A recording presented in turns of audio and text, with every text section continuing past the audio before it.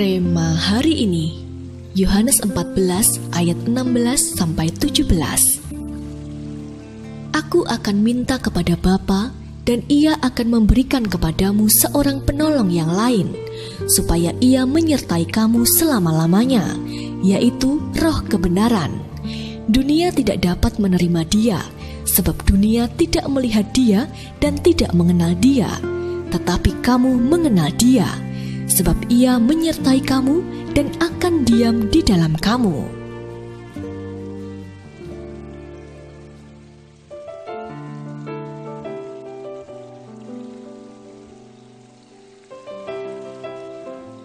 Di mata dunia, pandemi COVID-19 merupakan sesuatu yang sangat menakutkan. Bukan hanya menyerang kesehatan secara masif, tetapi juga membawa dampak pada berbagai aspek kehidupan masyarakat. Mulai dari semakin meningkatnya jumlah pengangguran karena banyak sektor usaha yang terpaksa tutup, sampai kemungkinan menurunnya kualitas pendidikan karena pelajar harus belajar sendiri di rumah. Bersama dengan dunia ini, anak-anak Tuhan pun menghadapi tantangan yang sama.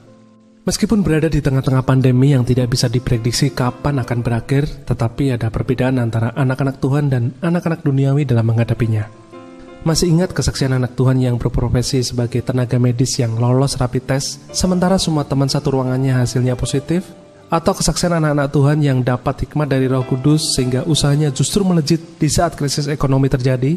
Itu hanya sebagian kecil dari karya Roh Kudus dalam kehidupan anak-anaknya. Kepada anak-anaknya, Tuhan sudah berjanji memberikan Roh Kudus yang akan menyertai kita selama-lamanya.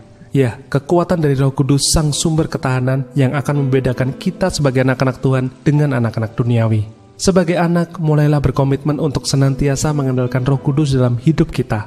Ketika mengalami karya Roh Kudus, saksikanlah itu kepada dunia. Saat kita mau dipakai sebagai saksi Kristus, kesaksian kita akan mendatangkan kekuatan roh yang akan membangun ketahanan dalam segala aspek hidup kita.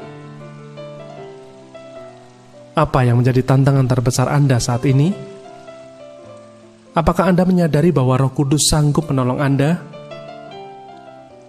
Apa komitmen Anda setelah mengetahui bahwa Roh Kudus adalah sumber ketahanan yang Anda butuhkan?